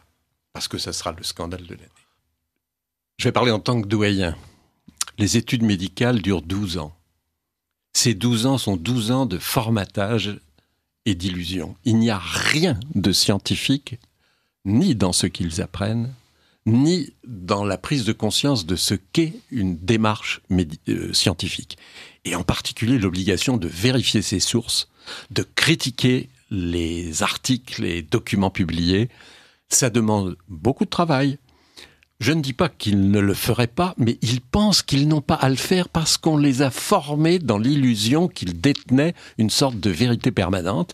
Les voilà diplômés de médecine à l'âge de 30 ans et ils s'imaginent qu'avec le bagage qu'ils ont acquis, je le répète scientifiquement nul, ils pourront vivre professionnellement avec compétence jusqu'à 65 ans. Il se trouve que j'ai fait une autre analyse, je ne suis pas le seul, mais je parle de mon expérience. Je passe tous les jours 3 à 4 heures à lire des grandes revues médicales internationales, malheureusement en anglais, ce qui ne facilite pas les choses de nos médecins français qui, le moins qu'on puisse dire, c'est qu'ils ne maîtrisent pas la langue. J'ai parlé tout à l'heure de prescrire, c'est une garantie chez les médecins, parce que c'est la seule revue française de langue française de qualité, mais il est clair que s'ils lisaient un peu plus la littérature médicale qu'ils ne le font, mais ils le font pas mais c'est pas par paresse. Ils ne le font pas parce qu'ils pensent qu'ils sont... J'appelle un cardiologue à propos des statines un jour. Et il me dit son point de vue, je traite. Mais je dis, tu te bases sur quoi ? Tu as lu les papiers qui concernent les statines ? Il éclate de rire. Et il me dit, mais enfin, on est tous d'accord. Tout le monde est d'accord. Attends. Tout le monde est d'accord. Mais tu l'as entendu dire où ? Mais dans le dernier congrès, j'ai rencontré plein d'amis, on a pris un pot ensemble, tout le monde était d'accord. Voilà, c'est ça. Il y a, de la part des médecins, une illusion sur ce qu'ils savent. Une illusion sur la pérennité toute leur vie professionnelle du savoir acquis dans leur jeunesse. Tout est à revoir dans la formation des médecins, sur tous les plans. À la fois sur le plan des relations humaines avec leurs malades. La médecine, c'est pas une science. Ou plutôt c'est une science sociale et psychologique autant que de sciences dures. Mais ils n'ont ni l'une ni l'autre des formations. Ils ont appris par cœur ce qui était considéré comme vrai au moment où ils l'ont appris, c'était déjà périmé en général, et ils vont vivre toute leur vie avec ça. J'ai fait 20 fois l'expérience. L'histoire des statines, pour moi, était fascinante. Bon, j'ai lu à peu près 900 ou 1000 articles sur les statines. Je me trouve devant des cardiologues qui n'en ont lu aucun. Comment voulez-vous qu'il y ait une discussion ? C'est pas possible. Autrement dit, je répète, ça doit partir des malades qui doivent être inquiets de ce qu'ils entendent là, qui doivent se poser des questions, qui doivent poser des questions à leurs médecins. Et les médecins généralistes sont des gens qui ont envie de servir et d'aider leurs malades et qui ont le moyen, s'ils le veulent, de remonter aux sources. Alors, petit à petit, l'un entraînant l'autre, on ne pourra pas continuer à avoir un État qui se conduit comme il le fait, qui rembourse des médicaments inutiles, qui fait comme si les 30 000 morts par an d'accidents thérapeutiques n'existaient pas, qui nous annonce qu'il va réduire encore les crédits de recherche, mais il va continuer à rembourser les médicaments au lieu d'utiliser cet argent-là pour financer de nouvelles recherches. Tout est à revoir. Comment un État responsable, comme devrait l'être le nôtre, accepte, depuis 30 ans, je me suis beaucoup battu sur ce plan avec mes collègues doyens, qu'il n'y ait aucune formation indépendante des médecins, qu'ils soient entièrement entre les mains des congrès, des séminaires, à Corfou, pas à Néan-Liétard en tout cas, ça c'est sûr. C'est clair, oui. Bon, on ne fait aucun effort pour les former. C'est pire en France qu'ailleurs, hein. C'est bien pire qu'en Grande-Bretagne, et c'est pire qu'aux États-Unis. Alors, les malheureux, entre le quotidien du médecin, le journal qui leur répand la vérité de l'industrie pharmaceutique, les visiteurs médicaux et les congrès financés par l'industrie, comment voulez-vous qu'ils accèdent à un minimum de vérité d'esprit critique ? Malheureusement, il y a un très grand nombre de sites Internet qui sont créés et nourris par l'industrie pharmaceutique. Il est dès lors pas facile, toujours en tout cas, pour le malade de savoir s'il est devant des gens indépendants ou pas indépendants. Mais vous avez raison, les progrès se font petit à petit, et il y a beaucoup à attendre de cette recherche personnelle du malade. Le malade n'est pas chez le vétérinaire comme chez le médecin, il ne va pas rester passif. Il doit discuter de la validité du traitement avec son médecin. Je ne crois pas que les médecins se rebelleraient contre ça. Ça fait partie de la relation de confiance entre eux et leurs malades. Et une relation de confiance, ça se construit. Et ça se construit par le dialogue sur des questions importantes. Dès lors, je pense que grâce au réseau Internet, comme vous le soulignez, et par les questions qu'ils poseront à leurs médecins, ils y verront plus clair, surtout. Le rapport de l'Inspection générale des affaires sociales rédigé par Aquilino Morel, qui est actuellement au cabinet du président de la République, était un rapport d'une qualité absolument exceptionnelle. Ce que nous avons proposé, ça a été toute une série de mesures dont, en pratique, très peu ont été acceptées. La première mesure, pour mettre fin au conflit d'intérêts, nous avons demandé que soit créé un corps d'experts indépendants de l'industrie, pouvant le prouver, décider à le rester en prenant un engagement, financé à un niveau élevé, comme ils le sont dans les pays étrangers, compte tenu de la responsabilité nominale. Aujourd'hui, comment sont prises les décisions ? Un vote à bulletin secret. Personne ne sait qui a voté pour, qui a voté contre. Il n'y a pas de responsable dans nos agences. Là, nous aurions des experts qui signeraient leurs conclusions et en prendraient la responsabilité. Et ils le feraient en toute indépendance. Et nous avions demandé qu'il y ait 35 postes créés, ce qui correspond, compte tenu de la taille des pays, à peu près à ce qui se passe aux États-Unis. Ça n'a pas été accepté. La deuxième chose que nous avons demandé, pour lutter contre les conflits d'intérêts, c'est que ces conflits soient déclarés par les médecins et par l'industrie, de façon croisée. Le professeur X a un contrat avec la société Y sur une somme de temps, de façon à ce que tous ceux qui sont sous contrat soient éliminés de la qualité d'experts. Comprenez bien, il est important que des universitaires travaillent avec l'industrie au progrès du médicament. Mais ce ne sont pas eux qui doivent être en même temps les experts des médicaments sur lesquels ils ont travaillé. Ils ne peuvent pas être juges et parties. Et là, Xavier Bertrand a accepté et a fait voter en décembre 2011 une loi qui imposait cette déclaration des conflits d'intérêts. Et donc, votre... Oui, mais laissez-moi finir, parce que un nouveau gouvernement est arrivé. Pendant 18 mois, il ne se passe rien. Comment ça, mais la loi Bertrand de décembre, il ne se passe rien. Et c'est seulement en mai 2013, 18 mois après, que Marisol Touraine signe les décrets d'application de la loi, et ces décrets n'ont rien à voir avec la loi. Ils violent l'esprit, d'abord, mais la lettre de la loi. À savoir que seules doivent être déclarées les petites sommes, inférieures à 500 € ou 800 €. Mais les énormes contrats de consultance dont je vous ai parlé tout à l'heure, qui portent sur 20 000, 30 000, 50 000, 100 000, 200 000, 300 000 €, restent secrets. Dès lors, comme c'est précisément ces contrats-là qui sont la source de toutes les corruptions et déviances du système, dès lors qu'on ne les cible pas, la nouvelle mesure ne peut avoir aucune efficacité. La situation est à la limite du ridicule. Et même le Conseil de l'ordre des médecins, qui n'est pas profondément refermateur de façon active, a porté plainte contre les décrets signés par la ministre actuelle pour non-conformité avec la loi. Alors, je ne sais pas ce que ça va donner. C'est stupéfiant. C'est stupéfiant. Je vois mon ami X, que je connais bien et qui a 17 contrats avec l'industrie pharmaceutique pour des sommes. Bon, en plus, je ne sais pas celles qui sont versées à l'étranger, car c'est souvent le cas, et en plus en liquide. Bon, mais passons. Alors, il annonce la liste de tous ces contrats, mais il ne déclare la valeur que, et vous lisez le texte, et vous êtes indigné. 11 €, entre parenthèses, transport. 27 €, entre parenthèses, restauration, etc.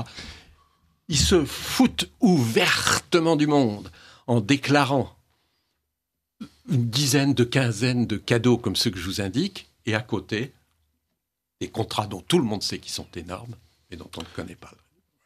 Bon, oui, il y a quelques différences formelles. D'abord, il y a un directeur de qualité.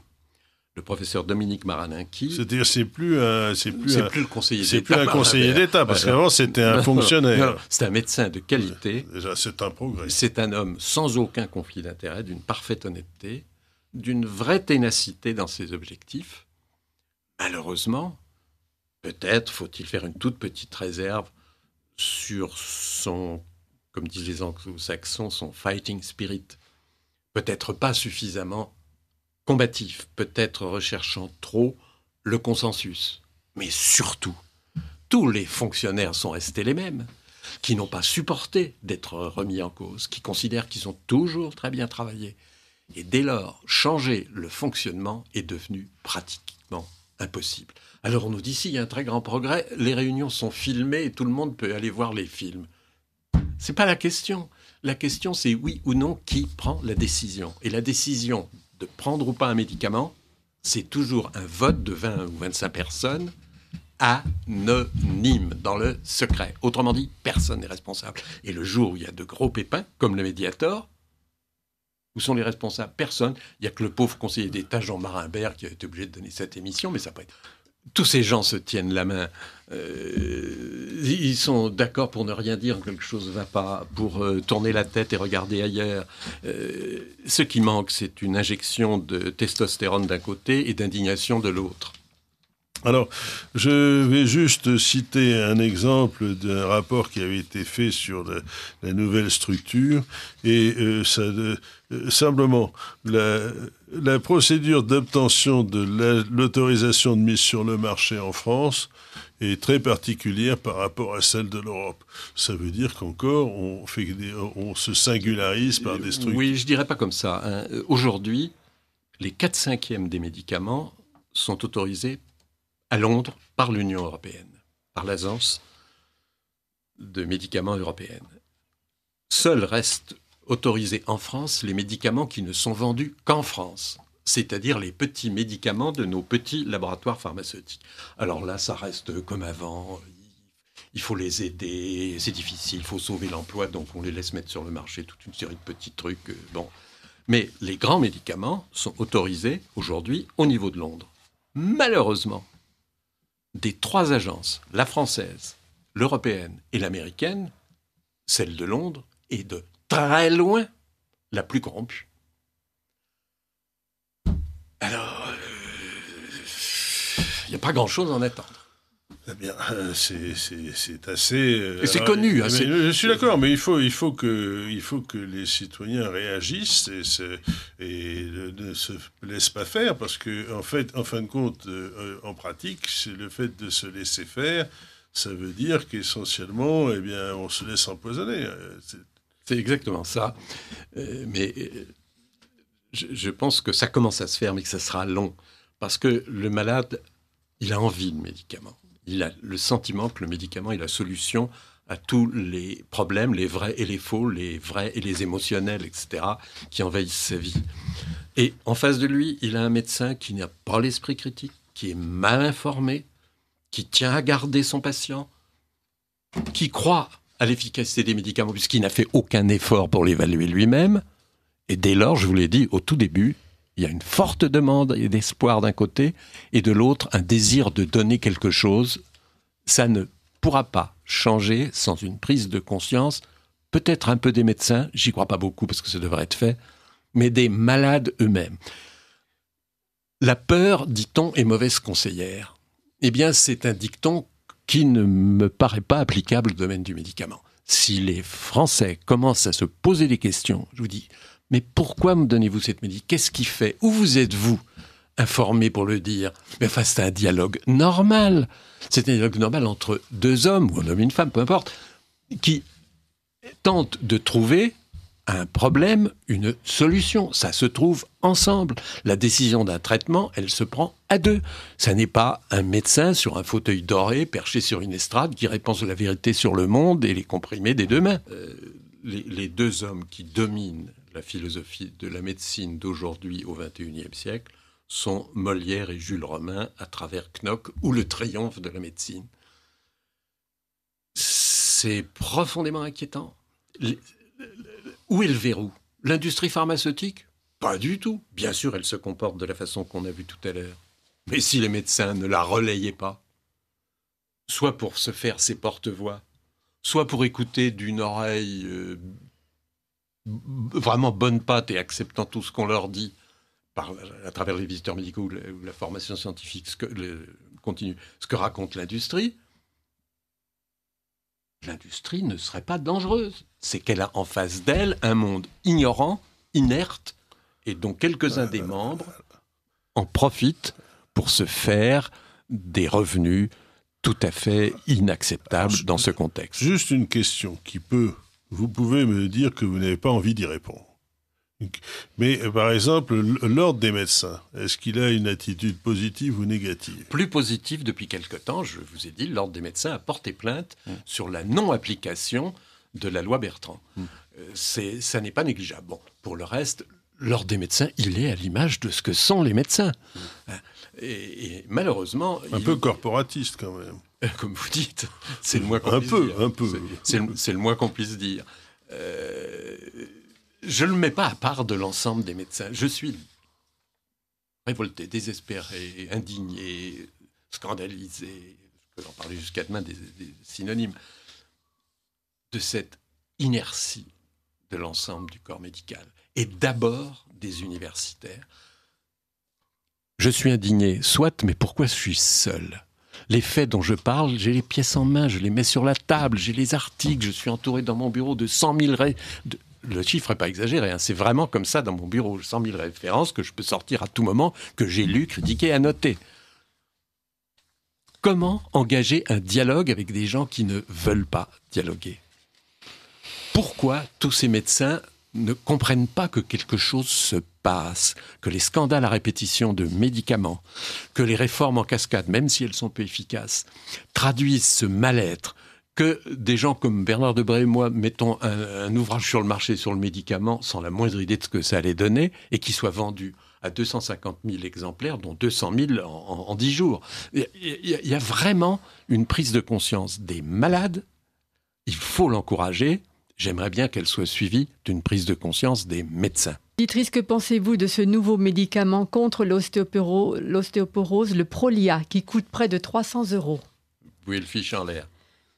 Une disait, lorsqu'un médecin vous invite, il n'a que quelques minutes il n'a que quelques minutes et il est hors de question de lui poser des questions. Nos médecins ne sont plus des médecins, ce sont des gestionnaires tenus de faire de l'abattage à l'instigation de nos gouvernants. C'est vrai, hein ? Que pensez-vous du Victoza, un antidiabétique dont on dit qu'il pourrait provoquer le cancer du pancréas? Bon. Plusieurs fois, une personne a demandé quels étaient les effets secondaires sur les éventuels qui figuraient sur les emballages. Et la réponse du médecin, vous n'avez qu'à ne pas le lire. Voilà, sans commentaire. Pour quelles raisons ne tient-on pas compte des propriétés des plantes alors que, dans la plupart des cas, elles sont méprisées et négligées dans les officines pharmaceutiques? Elles ont un énorme avantage, elles ne sont pas dangereuses. Une auditrice, lorsque j'étais jeune, un médecin m'avait prescrit de l'allopéridol hors du milieu hospitalier. J'ai été au bord du suicide et mes parents m'ont sauvée. Ça ne m'étonne pas. Je suis pharmacienne à la retraite, je suis contre tous ces médicaments chimiques. Que pensez-vous de l'homéopathie ? Relativement du bien, parce qu'elle ne fait pas de mal. Une auditrice, les médecins étrangers qui viennent travailler chez nous ont-ils reçu une formation meilleure que la nôtre ? Ont-ils eu aussi une formation à l'esprit critique ? Hélas, je crains qu'un certain nombre de médecins venus de l'étranger travailler en France n'aient reçu une formation supérieure sur le plan de l'analyse et de la critique aux Français. Et en particulier, ils lisent l'anglais parce que leur langue étant très limitée, ils sont obligés d'apprendre l'anglais pour lire. Et donc, ils ont une source d'information que beaucoup de médecins français n'ont pas. Un auditeur, avez-vous connaissance dans les pays de l'Est de scandales médicaux, des mafias de laboratoires pour des médicaments douteux et dangereux ? Avez-vous connaissance aussi d'informations sur les trafics douteux dans les laboratoires d'Amérique du Sud ? Merci pour la réponse. Le laboratoire Servier est particulièrement bien implanté en Russie. Un médecin généraliste est un auditeur. A-t-il le droit de prescrire des médicaments hypnotiques ou antidépresseurs ? Il a parfaitement le droit, oui. Oui. Que pensez-vous de médicaments antidépresseurs, le tiercian et la paroxétine ? La paroxétine, c'est le déroxate. Tous ces antidépresseurs sont des médicaments pas plus efficaces que ce qu'on appelle un placebo, c'est-à-dire qu'un verre d'eau, et qui conduisent à un nombre de suicides 3 fois plus élevé que les malades qui prennent le placebo. Pas d'efficacité et un danger triplé. Une auditrice, pouvez-vous nous donner le nom de médicaments efficaces et fiables contre l'ostéoporose ? Remerciements.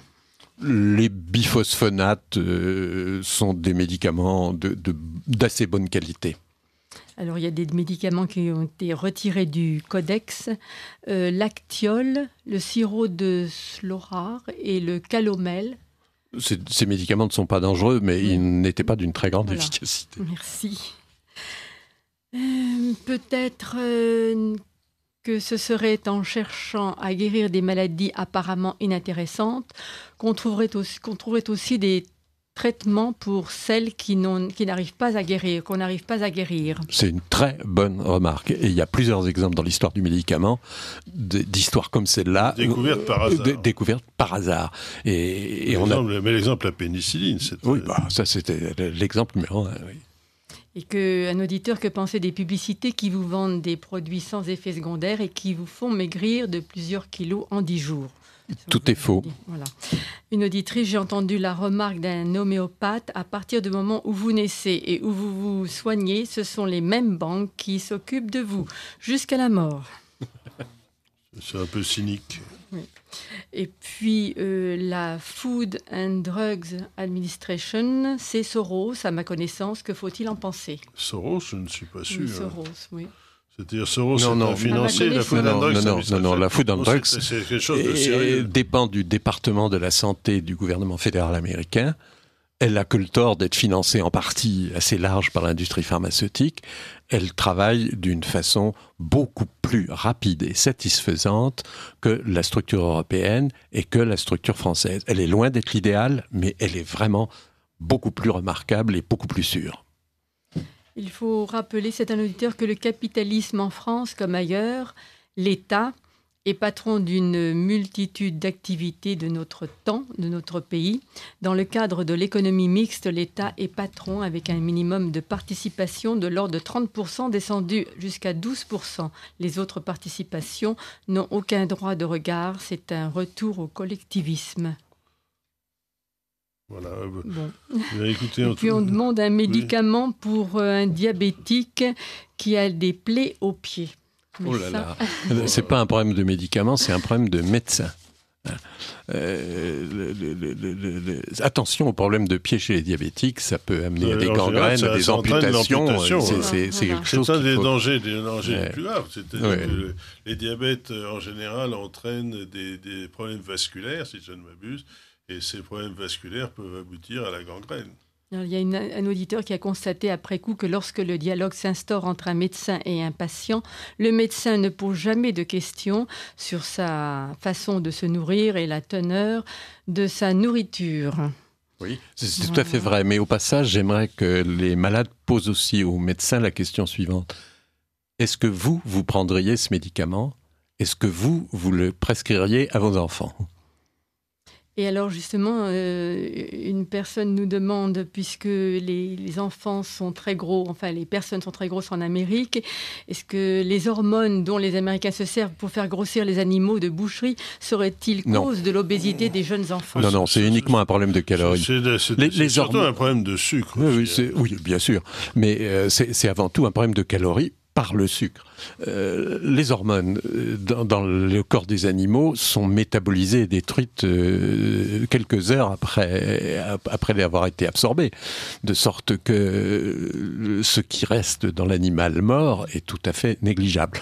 Le problème, c'est ce qu'on mange. Le fructose dans les sodas, le sucre sous toutes les formes, et naturellement aussi les graisses. On dit qu'il y a beaucoup d'aspartame dans les médicaments. Nous arrivons à la fin de cette émission. Alors je voudrais remercier très chaleureusement le professeur Philippe Even d'avoir bien voulu parler du médicament et des scandales sanitaires. Nous n'avons évoqué que très peu de questions. Nous n'avons pas parlé, par exemple, de toute la liste des médicaments qui ont provoqué des scandales sanitaires, mais la liste est longue. Et ce qui est très regrettable, c'est que nous avons l'impression très nette que rien ne change. Rien ne change, c'est-à-dire qu'on est toujours au même point qu'on était il y a 10 ans.